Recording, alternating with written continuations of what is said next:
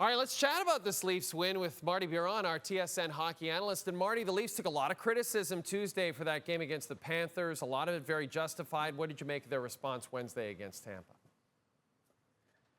Well, I thought it was a great response. And the thing that the Leafs did not do against the Florida Panthers, they didn't skate at all. They weren't skating. They weren't attacking. And in Tampa, they score early in the game, and it helps your confidence. But it was the skating. How many chances did they create in the first period? Because they were going north. Every time they got the puck, they skated, they moved their feet. And after Florida, when you don't play well, I would anticipate everybody kind of does an internal search. What can I do to give my team a chance to win against Tampa? And Matthew Knies absolutely responded to what was a bad performance by the whole team against Florida and showed so much confidence in the game. The pass between the leg in overtime, the hat trick, but his physical presence on the ice, he was just fantastic.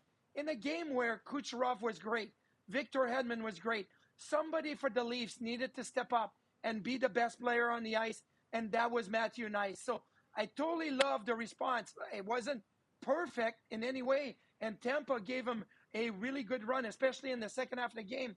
But the response was great, especially early on, and from Matthew Knies. I feel like I ask you this question every time I talk to you. Who is the #1 goalie for the Toronto Maple Leafs? Is it Anthony Stolarz heading into the playoffs? Yeah, it's Anthony Stolarz. Look, and I don't want to think that they have a 1A, 1B going into the playoffs. They have to pick a starting goaltender. And everything kind of points to Anthony Stolarz. And he was great in this game. I know the numbers say 3 goals, the save percentage under 900, but the save on Braden Point in overtime, a couple of big saves in the third period. I felt like he was really, really good. Now, if you look at the last 4 games of the season, you may think, okay, well, it may be 2 Stolarz, 2 Wolf.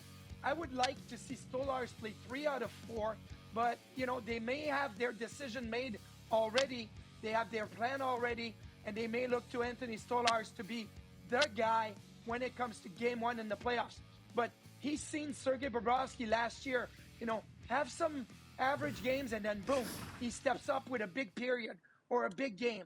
And I think those experiences that Stolarz have had over the last little bit are going to be really important for him to be able to play well in the playoffs. The Leafs have Montreal on Saturday, Carolina on Sunday. Marty, always great to chat with you. I'm going to do another very casual camera dip to the other camera. Here we go, buddy. Check this out.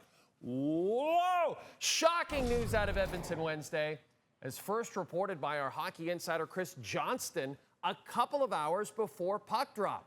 Big news developing in Edmonton, hearing that Connor McDavid will return to the Oilers lineup tonight against St. Louis. This is quite a bit earlier than we all expected. McDavid has been sidelined with an injury since March the 20th.